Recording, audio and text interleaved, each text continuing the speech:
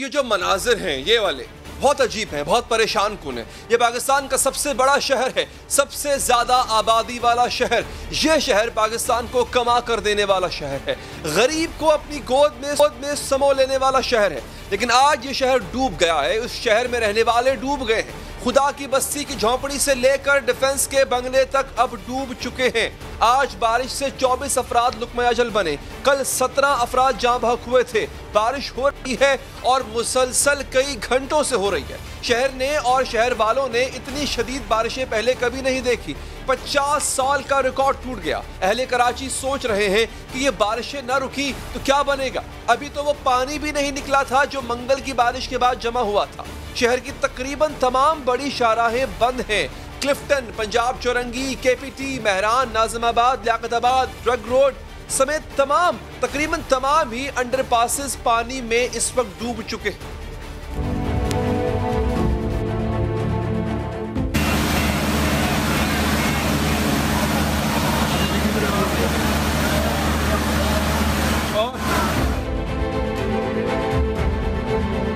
मूसलाधार बारिश के बाद कराची पानी के रैलों की जद में है। सड़कों पर कई जगहों पर कमर और उससे भी ऊपर तक पानी मौजूद है। पानी की वजह से मोटरसाइकिलें और गाड़ियां बंद हो गईं और सड़कों पर चलने के बजाय अब वो तैर रही। दरियाए जो है वो आई चुंदरीगढ़ रोड, अब मैं इसको दरिया कहूंगा, दरियाए आई चुंदरीगढ़ रोड पर तो बाकायदा कश्तियां चल गई हैं। पानी के तेज बहाव की जद में पुलिस भी आ गए। एक पुलिस मोबाइल पानी की तेज रैले में रास्ते में आ गई। मोबाइल पर सवार पुलिस एहलकारों की जान खतरे में पड़ गई। एक में किनारे पर खड़े शहरियों ने पुलिस वालों की जान बचाई। नाज़रीन, बड़े बड़े कंटेनर्स जो मुहर्रमुल हराम रूसों की सिक्योरिटी के लिए रखे गए थे वो भी सड़कों पर कश्तियों की तरह तैरते नजर आए। एम ए जिनार रोड पर रखे गए कंटेनर्स तैरते तैरते कई किलोमीटर आगे निकल गए।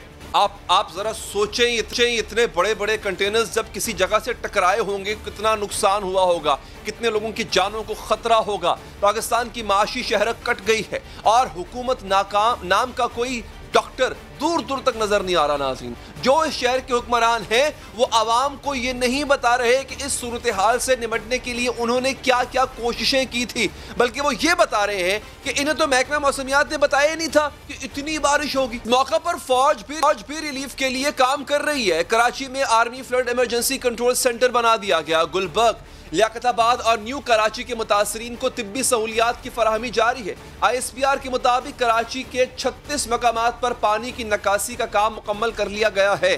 10,000 मुतासरीन में तैयार खाना तकसीम किया गया। M9 शाहराह के साथ नॉर्दर्न बाईपास को सैलाब से बचाने के लिए बंद की तामीर मुकम्मल कर ली गई है। के इलेक्ट्रिक के ग्रिड स्टेशन को बचाने के लिए 3 डी वाटरिंग पंप्स नस्ब किए गए। महकमा मौसमियात के मुताबिक आज सबसे ज्यादा बारिश 130 मिलीमीटर फैसल बेस पर हुई। नाजिमाबाद में 105 मिलीमीटर, PAF मसरूर बेस पर 98.5 मिलीमीटर और किमाड़ी में 82.5 मिलीमीटर। नॉर्थ कराची और जनाब टर्मिनल में 80.2 मिलीमीटर, लांडी में 74.3 मिलीमीटर, सरजानी टाउन में 73 मिलीमीटर, सादी टाउन में 72 मिलीमीटर, यूनिवर्सिटी रोड पर 67.4 मिलीमीटर, जबकि गुलशन हदीद में 30 मिलीमीटर बारिश रिकॉर्ड हुई। वज़ीर-ए-आज़म इमरान खान को भी इस सूरत हाल पर तशवीश है। उन्होंने गवर्नर सिंध इमरान इस्माइल को फ़ोन किया है और रिलीफ की कोशिशें तेज़ करने की हिदायत की है। क्या कोशिशें होंगी, बात करेंगे। पाकिस्तान पीपल्स पार्टी की रहनुमा मोहतरमा शर्मिला फारूकी साहबा मौजूद है। मैम, आपके वक्त का। हमारी एंकर पर्सन किरण नाज साहबा ने हमें ज्वाइन किया है और हमारे एंकर पर्सन मुइज़ जाफरी साहब ने हमें ज्वाइन किया है। आप दोनों का भी बहुत बहुत शुक्रिया। मुइज़, आपने भी वक्त निकाला। अच्छा, अब शर्मिला साहिबा देखें, एक बयान वज़ीर आला साहब का कि महकमा मौसमियात ने हमें गलत बताया या उन्होंने कहा था कि आज बारिश नहीं होगी, आज बारिश हो गई। अगर फ़र्ज़ करें बताया होता कि आज बारिश होगी तो वो कौन से इंतजामात एक रात में या एक दिन में शर्मिला साहिबा हो जाने थे जिससे ये सूरत हाल ना पैदा होती? जी बहुत शुक्रिया हैदर साहब। देखिए, पहली बात तो ये है कि इस बात को तो शायद अब सब मानते हैं कि कराची में जो आज बारिशें हुई हैं या जो कल सुबह से 4 बजे से बारिशें हो रही हैं वो कराची की तारीख में इतनी बारिशें आज से पहले कभी नहीं हुई। और मुख्तलिफ इलाकों में जो मिलीमीटर रिकॉर्ड किए गए हैं वो अगले पिछले सारे रिकॉर्ड उन्होंने तोड़ दिए हैं। लिटरली 585 मिलीमीटर, 480 मिलीमीटर, 400 मिलीमीटर, ये ऐसी बारिश हैं जो कभी कराची में इसको सोचा भी नहीं था। मैं तो कराची में पैदा हुई हूँ, बड़ी हूँ, यहाँ रहती हूँ, तो मैंने अपनी अब तक की जिंदगी में इतनी बारिशें नहीं देखी हैं। अब आते हैं महकमा मौसमियात की बात। देखिए, कल बारिश नहीं हुई, हालांकि पेशन गोई की गई थी कि कल बारिश होगी, कल बारिश नहीं हुई, कल धूप निकली हुई थी। परसों बारिश हुई और परसों बारिश के चंद ही घंटों बाद बाकी तमाम जगहों से डी वाटरिंग पंप लगा के पानी निकाल दिया गया और हालात बहुत ज्यादा काबू में थे। कल रात से जो 4 बजे से बारिशें शुरू हुई और हमें आज ये कहा गया था कि जी आज हल्की फुल्की बूंदाबांदी होगी, ड्रिजल होगी। और फिर ये बल्कि मैं तो मुख्तलिफ चैनल पे भी देख रही थी जो ये मेट ऑफिस की प्रेडिक्शन बता रहे थे कि 6 बजे शाम में इसका जोर टूट जाएगा और फिर ये जो रुख करेगा ये सिस्टम ये ठट्टा की तरफ करेगा।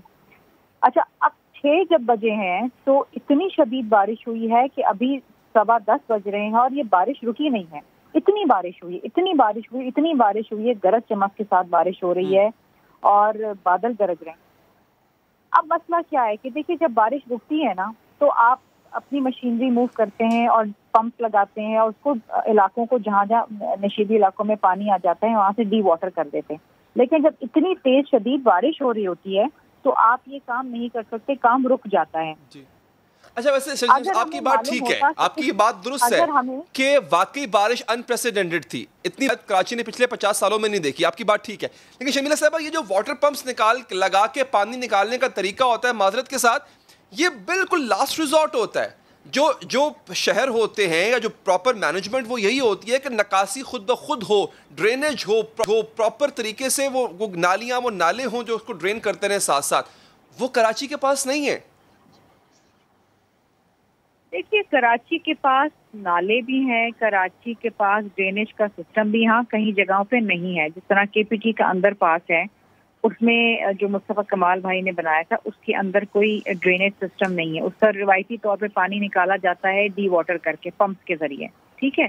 लेकिन इस वक्त जो हुकूमत सिंध ने जो अंडर पास बनाए वहाँ पर सिस्टम है, लेकिन इतना पानी निकालना फौरी तौर के ऊपर वो नामुमकिन है। इतना पानी अगर ये किसी और शहर में होता, पाकिस्तान के लाहौर में इतनी तेज, इतनी मूसलाधार बारिश वहाँ होती तो वहाँ पर भी पानी जमा हो जाता। देयर इज नो वे कि इतनी शदीद बारिश में पानी जमा ना हो। अब आ जाते हैं उन इलाकों में जहाँ पर बहुत ज्यादा नुकसान हुआ है, जानी नुकसान भी हुआ है, माली नुकसान भी हुआ है और अभी तक पानी जमा हुआ है। और मैं इसको डिफेंड नहीं कर रही बिकॉज दिस इज अनडिफेंडेबल। इशू ये है कि इस वक्त हमने जो हमारी सबसे ज्यादा जो कोशिश है और अव्वलीन तरजीह है वो ये है कि लोगों को रेस्क्यू करें, महफूज मकामात पर पहुंचाएं। This is our priority. और इसमें सिर्फ हुकूमत सिंध शामिल नहीं है, इसके अंदर आपकी आर्मी भी शामिल है, आपके रेंजर्स भी शामिल हैं, आपकी कराची पुलिस शामिल है, पूरी इंतजामी हुकूमत सिंध की, मतलब everybody from DMCs to council member to हर कोई कोशिश कर रहा है। फिलॉन्थ्रोपिस्ट जो है, NGO, तमाम लोग कोशिश कर रहे हैं। लेकिन इतना पानी है, इतना पानी है, आप यकीन करें कि मैं तो ये कहूंगी कि कश्तियां भी नहीं चल सकती हैं, मतलब कोई गाड़ी वहाँ पहुंच नहीं पा रही, पानी है, इतना कोई पानी शक जमा हुआ है। आपकी बात ये बिल्कुल ठीक है, अनप्रेसिडेंटेड है, इतनी बारिश का तो पानी जमा होता ही होता है। लेकिन किरण मैं आपके पास आता हूँ, आपने तो रिपोर्ट भी किया, कराची के रहने वाली हैं। अच्छा, कराची का अभी जैसे शर्मिला साहबा ने कहा नाले तो हैं, इसमें कोई शक नहीं। अब कराची का नाला भी यही है, नाला और फरियाद कराची का यही है कि नाले हैं पर काम नहीं करते। क्या वजह क्या है? पानी जमा होना इज नेचुरल, यहाँ पे लाहौर में बारिश हुई, यहाँ भी जमा हुआ पानी पर ड्रेन आउट हो गया। ड्रेन आउट क्यों नहीं हो पाता? कराची का पानी ठहर क्यों जाता है वहाँ पे? अली, ये बात आपने बहुत दफा खुद की भी होगी, सुनी भी होगी, कराची का इंफ्रास्ट्रक्चर किस तरह से तबाह है। जिन नालों की ये बात करेंगे वहाँ पर बहुत सारी जगहों पर तो हमें कब्जा माफिया दिखाई देते हैं, घर बने हुए दिखाई देते हैं। अभी बात हो रही थी गुज्जर नाले की, वहां पर एक दीवार खड़ी होनी थी कि लोग भी बच जाते और गुज्जर नाले में पानी भी बहता रहता। लेकिन ये छठा स्पेल है, ये पहला, दूसरा, तीसरा स्पेल नहीं है। आपकी इस बात का जवाब कि यहाँ पर कब्जा माफिया बहुत बड़ी तादाद में है, बड़े अच्छे वहां पर घर बने हुए हैं, कच्चे पक्के हर तरह के मकानात बने हुए हैं। इसलिए ना बरसाती नाले का कोई सिस्टम यहाँ पर है, न सीवरेज के नाले का, और ये दोनों एक ही तरह के हुए हैं। इसी वजह से जो कराची में इस वक्त हाल है वो सिर्फ और सिर्फ बरसात का पानी नहीं है। अगर आप इस पानी का रंग देखिए तो आपको समझ आएगा कि ये सिर्फ और सिर्फ बरसात का पानी नहीं है, गटर लाइन उबल पड़ी है, सारा पानी वो शहर के अंदर, इलाकों के अंदर मौजूद है। मैं कराची के लोग क्योंकि वो तो अभी प्रोग्राम हमारा देख ही नहीं सकते होंगे। कराची में बिजली नहीं है इस वक्त, कहीं पर भी बिजली नहीं है। जिनके घरों में बिजली होगी वो बेचारे शायद खुशनसीब होंगे, या वो इलाके जहां पानी नहीं होगा वो भी खुशनसीब होंगे इस वक्त शहर में।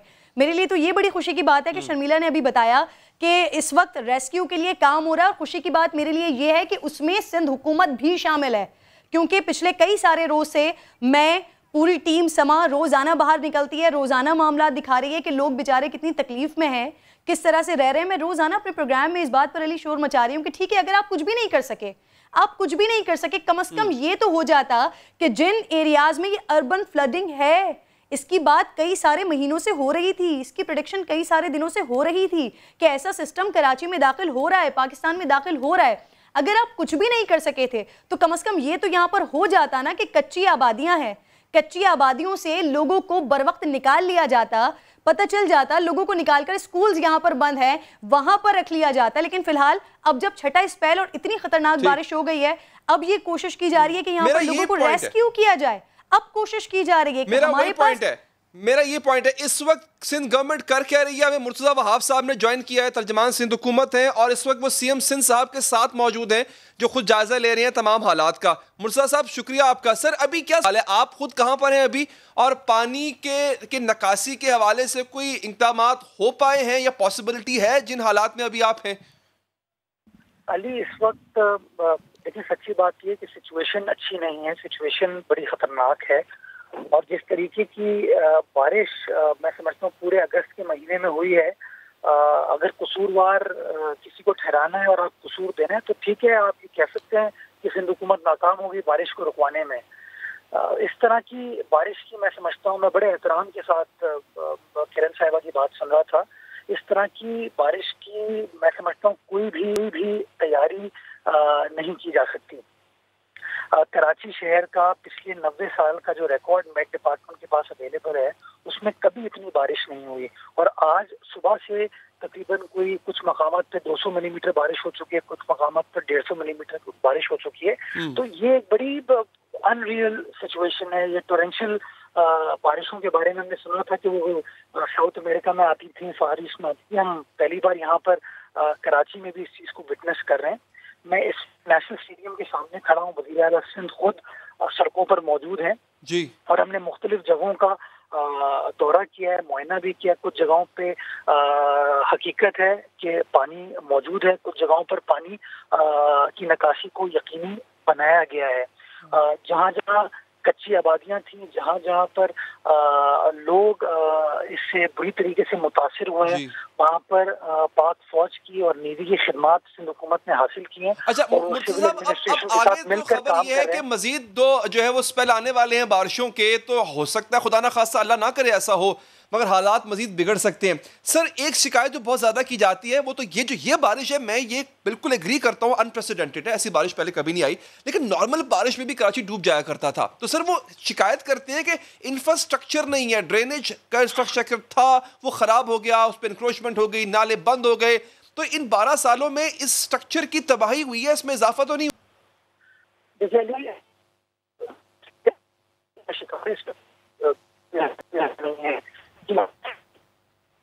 ये मैं समझता हूँ ये थोड़ी ज़्यादा है। कराची एक मुश्किल में है और इसके ऊपर और इसके ऊपर स्कोरिंग की जाए। मैं भी गुरेज करूँगा, बाकी लोगों से भी गुजारिश करूँगा। मैं समझता हूँ इस मुश्किल वक्त में कराची वालों के साथ हम सबको खड़ा होना है। हम खुद जमीन पर मौजूद हैं, ग्राउंड पर मौजूद हैं और जो कुछ भी कर सकते हैं अपने कराची वालों के लिए, अपने भाई बहनों के लिए वो कर रहे हैं। जो तकलीफ हुई है उसके लिए मैं माजरत खड़ा हूँ, मैं माजरत तो हमेशा कर सकता हूँ क्योंकि मेरे अपने कराची वाले, लेकिन मैं समझता हूँ अभी हमें ब्लेम गेम के ऊपर नहीं जाना चाहिए। आइंदा वक्त भी थोड़ा डिफिकल्ट है, थोड़ा मुश्किल है, तो अभी अगर हम सब फोकस इस बात पर करें कि किसी न किसी तरीके से हम सबको मिलकर काम करने की जरूरत है ताकि प्रॉब्लम्स का कोई ना कोई हल निकाला। बिल्कुल ठीक कह रहे हैं सर। देखिए हम असल में देखिए हम ब्लेम गेम नहीं कर रहे सर, नहीं तनकीद कर रहे हैं, पर सोल्यूशन तब मिलता है जब आप प्रॉब्लम आइडेंटिफाई करें। अली मैं आपके लिए नहीं कह रहा जी, मैं किरण के लिए नहीं कह रहा, मैं गुजारिश ये कर रहा हूँ कि मैं टीवी देख रहा था, घर वापस पहुंचा था तो मैंने देखी कि हर चीज का ठीक। अच्छा मुर्तज़ा साहब, आई एम रियली सॉरी, आप आई थिंक किसी ऐसी जगह पर हैं जहाँ पे शायद सिग्नल नहीं आ रहे प्रॉपर, उनकी आवाज़ आ नहीं पा रही। मैं कोशिश करता हूँ दोबारा आपको कॉल मिलवाता हूँ सर। फिलहाल के लिए बहुत बहुत शुक्रिया सर, कोशिश करता हूँ। मुइज़ भाई अस्सलाम वालेकुम, बहुत शुक्रिया आपका। सर ब्लेम गेम ना करें, पॉइंट स्कोरिंग मत करें, अच्छा ठीक है, तनकीद भी मत करें, मेरा ख्याल है यही पैगाम दिया गया हमें। सोल्यूशन, जब तक मुइज़ साहब हम प्रॉब्लम आइडेंटिफाई नहीं करेंगे सोल्यूशन कैसे मिलेगा? तो अब ये जो सिंध गवर्नमेंट अगर कहती है कि देखें जी आप जो है वो हम पे तनकीद मत करें, लेट्स फाइंड अ सोल्यूशन, हम ढूंढ सकते हैं सर सोल्यूशन? तो लगता है पानी में डूब गया कहीं। देखें, सिंध गवर्नमेंट अगर ये कह रही है कि उनके पास एक दिन था और उस एक दिन के अंदर वो जितना कर सकते थे कर रहे हैं और देखें हम पानी में खड़े हैं, तो फिर तो एक अलग बात है। लेकिन अगर आप उनके 12 साल का पूछें और उससे पहले कराची की जब से पाकिस्तान आज़ाद हुआ है जब से पूछें, तो ये आरिफ हसन साहब से समा डिजिटल ने ही इंटरव्यू किया था और आपने ठीक फरमाया, उन्होंने भी इशारा किया था कि 64 बड़े स्टॉर्म ड्रेन्स हैं। वो 64 बड़े स्टॉर्म ड्रेन्स के अंदर हज़ारों कुदरती ड्रेन्स, पानी की सिमत जिस तरह तय होती है कुदरती तौर पे वो इन ड्रेन्स में आती हैं। ये 64 ड्रेन्स जो हैं वो 2 लियारी और मलीर की हमारी नदियां हैं उसके अंदर जाके मिलती हैं, वो समंदर में जाते हैं। अब ये एक फितरी तौर पे नकासी आब होती है जिसको कराची के अंदर हर बिल्डिंग और डेवलपमेंट अथॉरिटी ने 60s और 70s के बाद रद्द किया है या इसके ऐन खिलाफ काम किया है। नतीजतन जो स्टॉर्म ड्रेन्स थे, क्योंकि स्विच ड्रेन्स यानी कि फुजला की ड्रेनेज के लिए काम नहीं किया गया था, तो ये फिर फैसला किया गया स्टॉर्म ड्रेन है ना डले हुए बरसाती नाले, इसी के अंदर आप गटर का पानी जो है वो जोड़ दें। लिहाजा जो इस वक्त हम जिस सिचुएशन, अच्छा मुइज़ साहब की आवाज चली गई है, अच्छा अब आ रही है, ठीक है, please continue sir, continue please. कहने का मकसद ये कि कराची के इंफ्रास्ट्रक्चरली बहुत सारे सेल्फिश डिसीजंस लिए गए हैं और उसके अंदर सिर्फ सिंध हुकूमत की गलती नहीं है। जब मुस्तफा कमाल साहब को एक पूरा खुद हुकूमत मिली थी लोकल गवर्नमेंट की, तो बजाय इसके कि नालों के सिस्टम की मरम्मत की जाती और उनको ठीक किया जाता, जिसकी एक हद तक कोशिश की गई थी, हमने देखा कि पब्लिक स्पेसेस और मजीद इंक्रोच हुए। उसके अलावा विफाक का जो काम है, विफाक ने कराची को पानी देना है, विफाक ने कराची को हजारों पैकेजेस प्रॉमिस किए हैं, 162 अरब रुपए प्रॉमिस किए थे खान साहब ने पहले साल के अंदर, उसमें से 2 अरब रुपए भी रिलीज नहीं हुए हैं। उल्टे सिंध को नेशनल फाइनेंस कमीशन अवार्ड से 240 अरब रुपए मांगता है ये सूबा।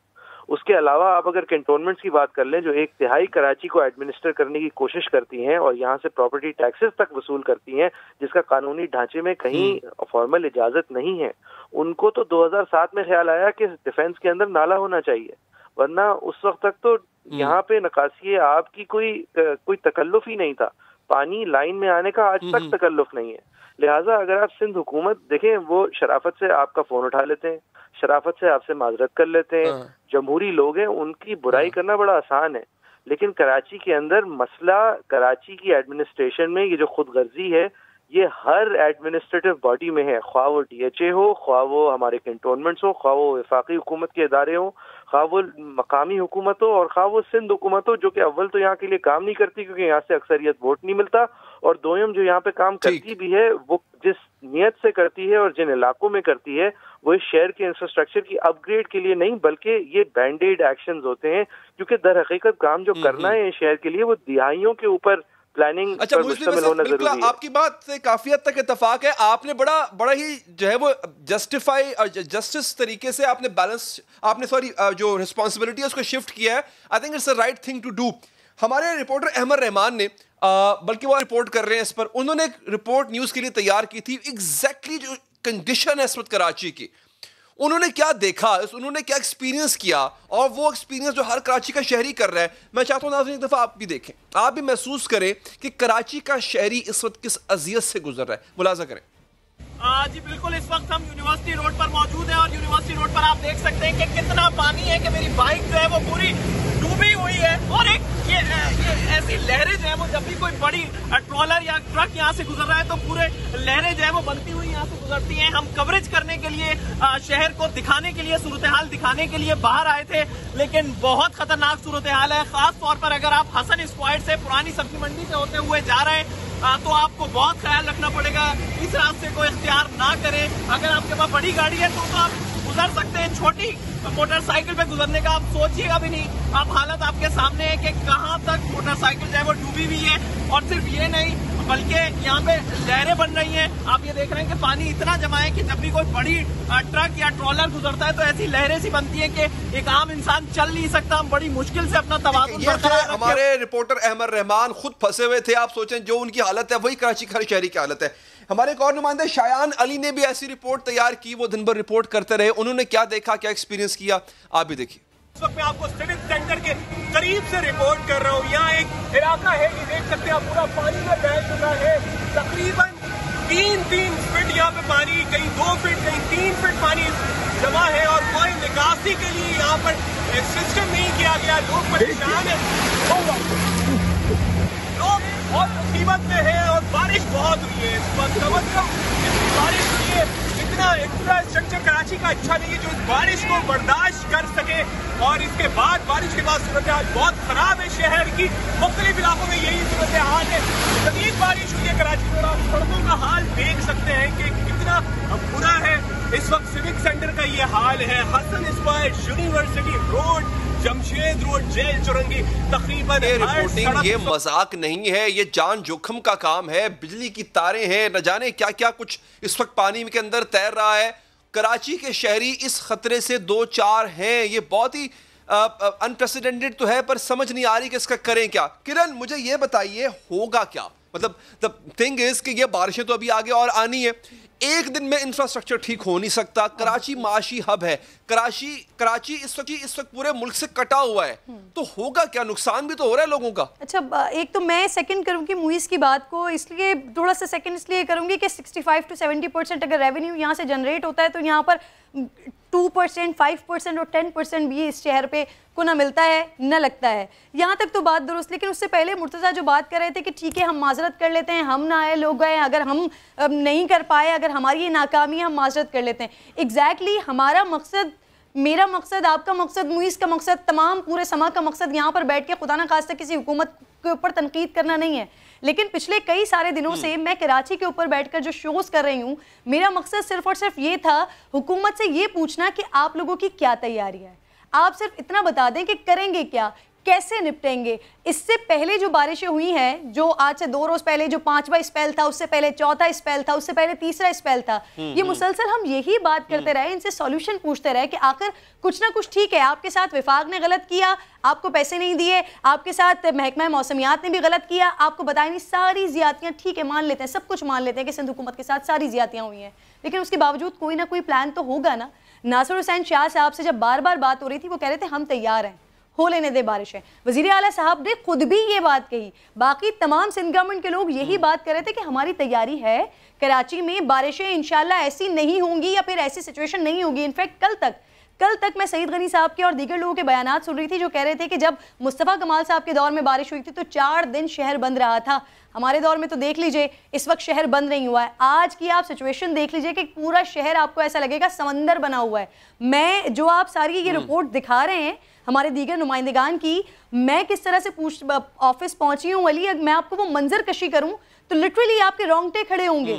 मैं ट्रक के अंदर बैठकर दफ्तर पहुंची हूँ और ट्रक के अंदर जब मैं दफ्तर पहुंची हूँ, सोचिए इतना पानी था कि मेरे हाथ के लेवल तक पानी था।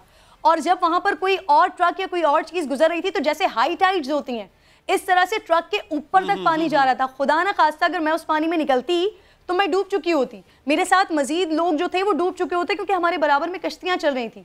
बार बार यही सवाल करते रहे, कल भी परसों भी मुख्तलिफ लोगों से सिंध गवर्नमेंट के सवाल करते रहे कि आप लोगों की तैयारी क्या है, प्लानिंग आपकी क्या है। हमें जवाब ये मिलता रहा जी हमारी तैयारी है, हमारे जो MPAs हैं वो सारे के सारे मुख्तलिफ मकामात पर पहुंचे हुए हैं, हमारे नुमाइंदे मुख्तलिफ मकामात पर पहुंचे हुए हैं। भाई पहुँच कर करेंगे क्या, पहुँच कर क्या करेंगे, कोई प्लानिंग आपके पास होनी चाहिए थी। अभी आपने भी बात की, शहला भी साथ हैं, मुर्तज़ा वहाँ भी बात करके गए, क्या कहा उन्होंने कि नकासी का काम शुरू कर दिया है। इससे पहले भी तो बहुत कुछ हो सकता था ना, शायद जो कुछ ये करते तो ये 50% या 70% ये सिचुएशन होती। पूछ लेते हैं जरा, कुछ तो बचता। पूछते हैं शर्मिला साहिबा से।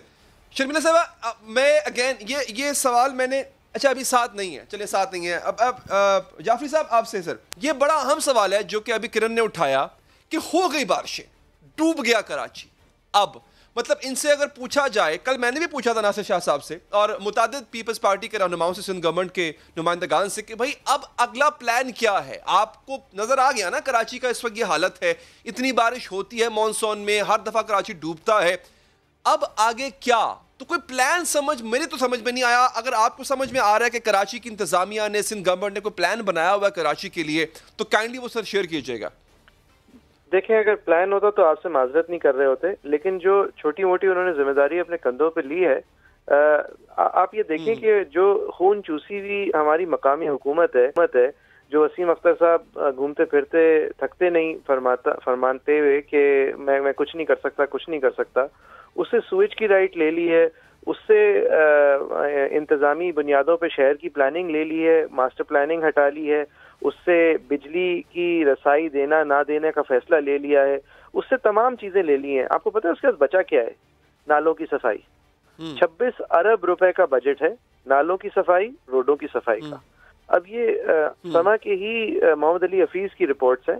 आप प्रोड्यूसर साहब को अपने जरूर करिएगा, अगर खास तौर पे अगर आपके पास एक ब्रेक अभी बची हुई है तो उनमें से चंद जो सुर्खियां हैं वो निकाल के देख लें। हॉस्पिटल के ऊपर उन्होंने हॉस्पिटल को विजिट किया जिसके बजट पे 20 डॉक्टर हैं और 16 लाइफ गार्ड्स हैं, और वहां पे उनको एक फर्द मिला जो सो रहा था। और उसके अलावा वो एक एक्वेरियम गए, उस एक्वेरियम के अंदर मकड़ियों के जाले थे। उसके अलावा वो एक फायर फाइटिंग कैनल, कुत्तों की कैनल गए जहाँ पे ट्रेन्ड स्निफर डॉग्स थे। वहाँ पे 3 सियासी अशखास के पालतू कुत्तों का ख्याल रखा जा रहा था।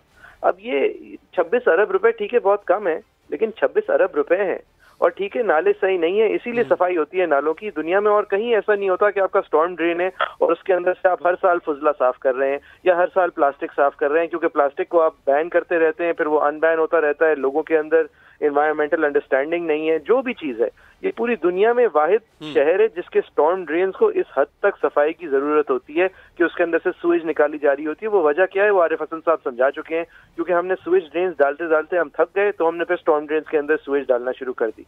अब जो भी सिचुएशन है उसकी सफाई करनी है, और वसीम अख्तर साहब ने ये ऑन द रिकॉर्ड मेरे सामने इमरान इस्माइल साहब के साथ खड़े होकर कहा कि वो हमने कहा था हमसे नहीं होगा। अब I am sorry, that's not good enough. क्या मतलब हमने कहा था हमसे नहीं होगा? तो फिर लोकल 26 अरब गवर्नमेंट रुपए मिलते थे इनको, ये तो कहते हैं कि हम 16 करोड़ रुपए उधार में जाते हैं, डिफॉल्ट में जाते हैं, तनख्वाहें पूरी नहीं होती। मतलब 26 अरब रुपए की सिर्फ केएमसी तनख्वाहें दे देता है। मेरी तो समझ से बाहर है ये बात।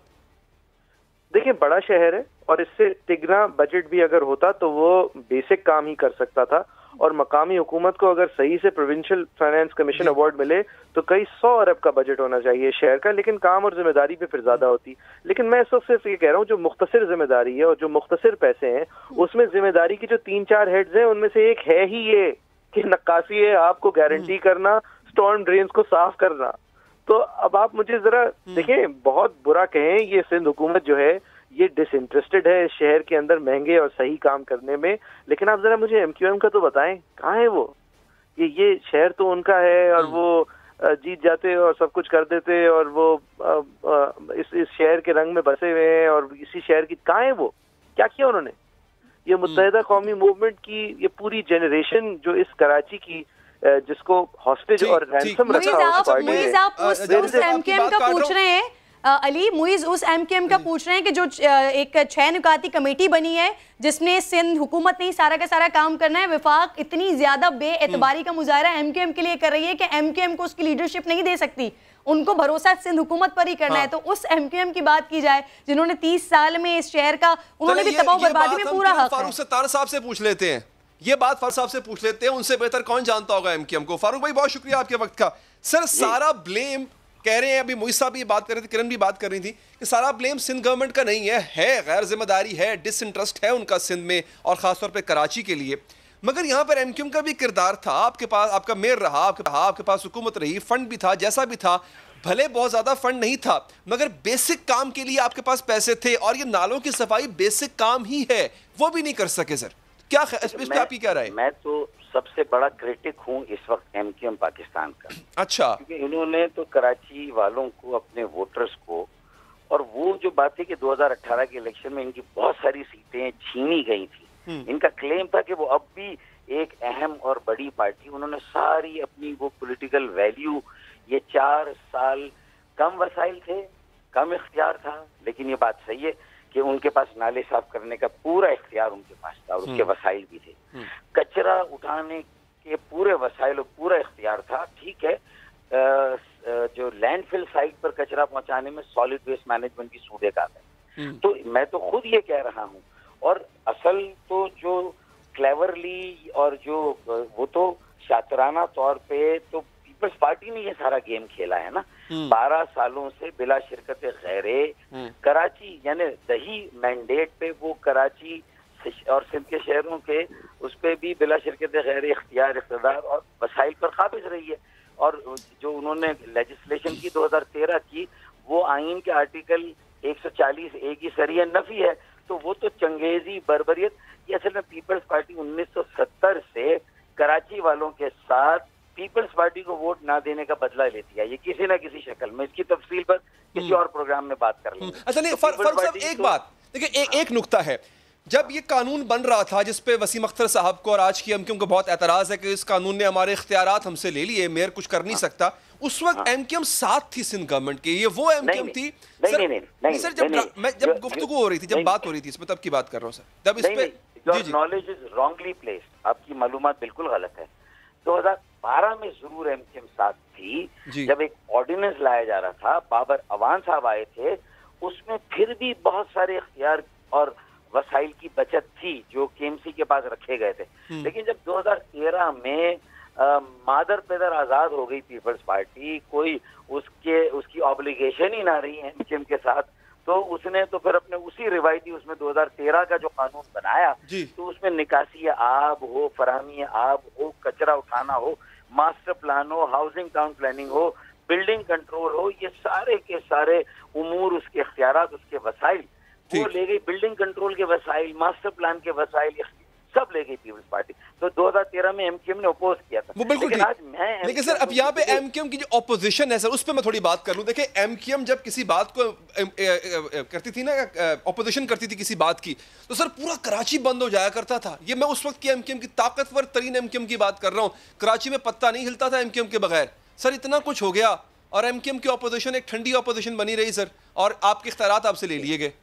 देखिए एमक्यूएम की जिस पावर की आप बात करें, वो 2008 के इलेक्शन में आखिरी दफा वोट की शक्ल में जाहिर हुई थी, जब मुशर्रफ साहब के जमाने में जो पार्टी में खराबियां और बिगाड़ भी आया और बहुत पैसा भी मिला कराची को, तो उसमें जहां बहुत नुमाया, बहुत अच्छे काम मुस्तफा कमाल ने बहैसियत मेयर, उनके पीछे गवर्नर डॉक्टर शरत लिबाद और उनके ऊपर एमक्यूएम के जो बानी है वो और पूरी पार्टी ने जो काम किया, तो वो उसका हमें वोट मिला।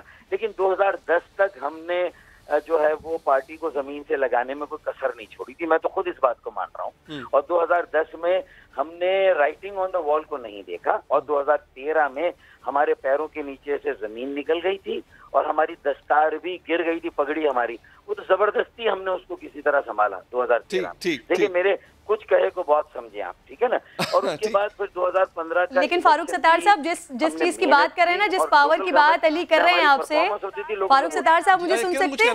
वो फारूक सत्तार साहब जो अली आपसे बात कर रहे हैं, जो आपकी पावर्स का पूछने की कोशिश कर रहे हैं, वो वोट की शक्ल वाली पावर की बात नहीं कर रहे हैं, वो उस पावर की बात कर रहे हैं कि जब आप खुद भी एमक्यूएम का हिस्सा थे और उस वक्त किस तरह से पूरा शहर बंद हो जाया करता था। सर इस बात का जवाब चाह रहे हैं हम आपसे। तो यही कह रहा हूँ कि 2008 तक हमारे पास वोट की पावर थी और स्ट्रीट पावर भी थी। 2010 तक हमने इन दोनों पावर्स को जमीन पे लगा दिया था। मैं एतराफ कर रहा हूँ, मैं तो बता रहा हूँ इस फैक्ट को। और 2013 में हमारे पैरों से जमीन निकल गई थी, पगड़ी गिर गई थी, हमने बहुत मुश्किल से अपनी सीटों को संभाला था। अच्छा फारूक साहब ठीक है, मुझे एक वक्फा लेना है कि मैं आपकी बात काट रहा हूँ, सॉरी, मुझे ना वक्फे के बाद हम अपनी गुफ्तगू भी जारी रखेंगे। लेकिन आपको बताऊंगा कि दुनिया भर में जब अर्बन फ्लडिंग आती है तो उसके लिए इंतजामात पहले से किए होते हैं, और उस दौरान क्या इंतजामात किए जाते हैं, कंपैरिजन करेंगे कराची का दुनिया भर से इस वक्फे के बाद।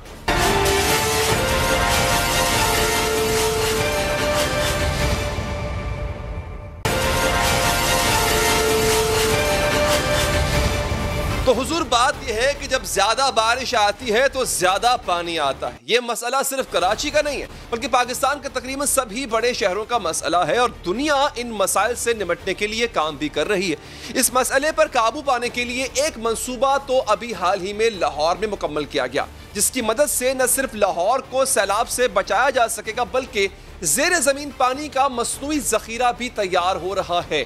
इस मंसूबे के तहत लाहौर के लॉरेंस गार्डन में जेर जमीन टैंक बनाया गया, बहुत बड़ा टैंक। इस टैंक का रकबा 14,000 स्क्वायर फीट है, गहराई 15 फीट है और ये 14 लाख गैलन पानी जखीरा कर सकता है। जब ये टैंक मुकम्मल भर जाएगा तो भी इसके करीब एक खुला तालाब बनाया गया है जो मजीद 2 लाख गैलन पानी जमा कर सकेगा। बाद में इस पानी को दरिया रावी में फेंकने का बंदोबस्त भी किया गया। इसी तरह का बंदोबस्त थाईलैंड के दारुल हुकूमत बैंकॉक के एक पार्क में भी किया गया। पार्क को एक ढलवान की शक्ल में बनाया गया।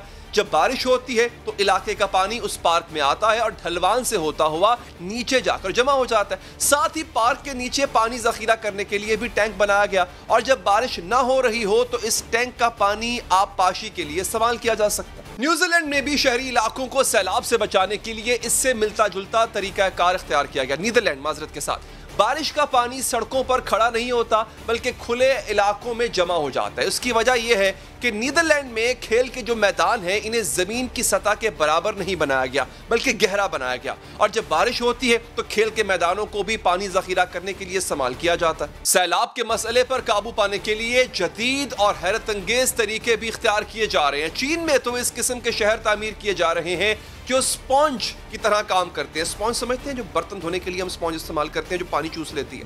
इन शहरों में रास्ते ऐसे मटेरियल से बनाए गए हैं जो पानी को जज्ब कर लेता है। चीन में 2015 में हैबी में एक हैबी नाम का एक शहर है, वो बनाया गया बाकायदा। इसकी तामीर में पानी जज्ब करने वाला मटेरियल इस्तेमाल किया गया। जब बारिश होती है तो पानी जज्ब हो जाता है और बाद में इस्तेमाल भी किया जा सकता है। ये सब तरीके नाज़रीन अहम भी हैं और कारआमद भी, लेकिन सैलाब पर काबू पाने के लिए सबसे हैरान कुन तरीका जापान के दारुल हुकूमत टोक्यो में इख्तियार किया गया।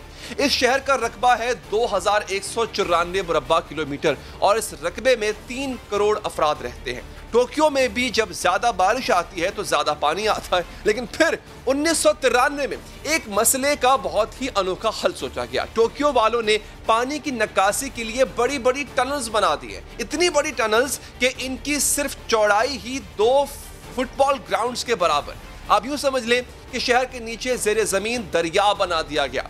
बारिश आती है तो पानी इन टनल्स में जमा हो जाता है, ज्यादा बारिश आती है तो ज्यादा पानी जमा हो जाता है, लेकिन सड़कों पर नहीं आता बल्कि टनल से बड़े बड़े पंप्स के जरिए पानी को दूर दरिया में फेंक दिया जाता है। 1993 में शुरू होने वाला यह मंसूबा 2006 में मुकम्मल हुआ था और इस पर $3 अरब लागत आई। नाज़रीन, इसको सिविल इंजीनियरिंग का एक अजूबा कहा जाता है। इन मिसालों से साबित होता है कि बारिशों से सैलाब एक मसला जरूर है, लेकिन अगर सोचा जाए, मेहनत की जाए तो हल भी निकल आता है। किरण, ये आपने सुना दुनिया में कैसा कैसा काम हो रहा है। मुइज, आपने भी सुना कैसा कैसा काम हो रहा है। मैं आपसे ही आगाज करूंगा मुइज कि अब हमारे पास ऐसी प्लानिंग की जरूरत है। अच्छा, लाहौर में आपने देखा वहां पे उन्होंने बड़े बड़े वाटर टैंक्स बनाए हुए हैं, उन टैंक्स में जो है वो किस तरह से पानी भर जाता है या फिर बाद में उसको निकाल दिया जाता है। कराची में भी ऐसा हो सकता था, ये कोई रॉकेट साइंस नहीं है। देखिए, थैंक यू, आपने मुझे इस मिसाल पे भी बात करने का मौका दिया। I didn't know if you would have time. Lahore में भी जो ये अर्बन एक्वाफायर बना है वो अबूजर सलमान एक वकील हैं, उनके केस करने के बाद, हुक्म देने के बाद पंजाब हुकूमत से बनाया गया है। मकसद कहने का ये कि देखें, हमारा आइन है, उसके अंदर 140A है। वो कहता है कि आप सूबे जो हैं वो एक फाल और बेहतर मकामी हुकूमत बनाएंगे, उसको ताकत देंगे। अगर ये सब हो जाए तो ये हमें टोक्यो के ख्वाब 3-3 अरब रुपए हमारे पास, डॉलर्स हमारे पास नहीं है खर्च करने के, वो तो शायद हम ना पहुंच पाए, लेकिन अर्बन एक्वाफायर हर टाउन, हर डिस्ट्रिक्ट के अंदर बन सकते हैं और वो बनाने की जरूरत है या नहीं, वो मकामी लोग अपने यूनियन काउंसिलर्स और डिस्ट्रिक्ट काउंसिलर्स के साथ मिलकर फैसले कर सकते हैं। ये उनका आईनी हक भी है, उनको ये हक देना हुकूमतों का फर्ज भी है। अब यहाँ पे जरा मुझे ये कहने की इजाजत दीजिएगा कि इमरान खान साहब जो हैं वो 140A की पिटिशन के अंदर खुद पिटिशनर भी हैं, लेकिन पंजाब को आज तक एक फाल मकामी हुकूमत इसलिए नहीं दे पाए, इसलिए जो वसीम अख्तर प्लस साहब हैं उनकी सिचुएशन कमजोर हो जाएगी अगर मकामी हुकूमत के अंदर उनकी जमात के अलावा PML नून आ जाए। इसी तरह पख्तूनख्वा में वो नहीं दे पाए एक फाल मकामी हुकूमत जहाँ पे ये तमाम मसले हल हो जाते, क्योंकि वहाँ पे भी शायद यही मसला हो जाता। और क्योंकि इन दो सूबों में अपनी वफाकी हुकूमत और सूबाई हुकूमत होने के बावजूद नहीं कर पाए, इसलिए सिंध हुकूमत से ये काम नहीं करवा सकते, जिसके बाद हमें कोई नित नए तरीकों का इजाद करने की जरूरत नहीं होगी। लोगों को अपनी हक़ राय दही इस्तेमाल करके अपना आईनी हक यानी कि एक फाल मकामी हुकूमत मिल जाएगी। वो नहीं मिलेगी, लेकिन हम हर तरह की बैंडेड लेके बैठने को तैयार हैं कि चाइना से बंदा आके हमारा पानी साफ कर दे। सॉलिड वेस्ट मैनेजमेंट के लिए 5 मिलियन डॉलर हमारे पास शायद अल्लाह करे वर्ल्ड बैंक से आ जाएं। Karachi water and sewage board को एशियन डेवलपमेंट बैंक अपग्रेड कर दे। ये सारी बैंडेड्स हैं और जो असली हल है वो हमारे आइन में दर्ज है। लोगों को अपने फैसला गली गली मोहल्ले मोहल्ले के लेवल पे फैसला करने का हक दें, उनको फाल और प्रॉपर यूनियन काउंसिलर दें। बिल्कुल ठीक, बिल्कुल ठीक, ये बड़ी अच्छी बात आपने की है किरण। ये देखिए, एक नुक्ता ये है जो अभी मुझे सामने उठाया कि तरीके बहुत हैं, साइंटिफिक तरीके हैं, जैसे लाहौर में आजमाया गया, बाकी जगहों पे सस्ते तरीके भी हैं, बट विल होनी चाहिए। अब उसके लिए डेवोल्यूशन ऑफ पावर की बड़ी ज़रूरत है। कराची में और सिंध में तो है, मगर वो भी बराए नाम है। तो आप एग्री करती हैं कि डेवोल्यूशन ऑफ पावर ही एक हल है इसका? फिर उसके 100 तरीके हैं जो कि हर शख्स अपनी इस्तात के मुताबिक, हर मोहल्ला हर गली अपनी इस्तात के मुताबिक वो अपना बंदोबस्त कर लेगा। बिल्कुल अली, जो मुइज़ ने बात की, अभी पिछले दिनों हम एक बड़ी इंपॉर्टेंट मीटिंग में थे, मुइज़ भी थे, मैं भी थी, वहाँ पर बार बार हमने यही बात की और फेडरल लेवल की वो एक मीटिंग थी। हम बार बार यही बात करते रहे, बार बार मुइज़ की जानिब से यही पॉइंट उठाया जाता रहा कि आप लोग इस पॉइंट पर सोचें, इस नुक्ते पर सोचें। तो बार बार ये कहा जाता रहा कि जी हम सोचेंगे, जी हम देखेंगे। इसके अलावा भी अगर फेडरल लेवल पर हम बात करते हैं, लोगों से बार बार ये सवाल करते हैं कि आप कहते हैं गवर्नर राज भी नहीं लगा सकते, 140A की तरफ भी नहीं जा सकते, तो फिर आपके पास इनके लिए हल क्या है, कराची के लिए हल क्या है? तो ऐसा लगता है कराची लावारिस यतीम किस्म का शहर है। ना सिंध गवर्नमेंट के पास इसके लिए कोई हल मौजूद है, कॉन्क्रीट हल मौजूद है, ना वफाक इसके बारे में कुछ सोचना समझना चाहता है। और मेरे जैसा जो शख्स कराची में पैदा हुआ, कराची से अपने शहर से मोहब्बत करता है, तो मेरे लिए तो ये बहुत तकलीफ़ की बात है कि आप मैंने जितना माजी करीब में या दूर से, बहुत दूर के माजी में जो 1800 से 1950 तक का कराची जो मैं जानती हूँ, जितना मैंने उसके बारे में पढ़ा है, तो ये तो एक तरक्की याफ्ता वो शहर हुआ करता था कि यहाँ पर लोग इसको देखने के लिए आया करते थे। लेकिन आज इस शहर की तबाही और बर्बादी का ये आलम है कि आप हमें दूसरे शहर, दूसरे मुल्कों की मिसालें देकर बता रहे हैं कि इस शहर के लिए ये कुछ भी हो सकता है। दूसरे शहरों की मिसालों पे चल रहा है आजकल। बहुत बहुत आपने हमें वक्त दिया। मुझे साहब आपका भी बहुत बहुत शुक्रिया। फारूक सत्तार साहब शुक्रिया आपका। प्रोग्राम खत्म हो चाहते दीजिए इजाजत, अल्लाह ने के बाद।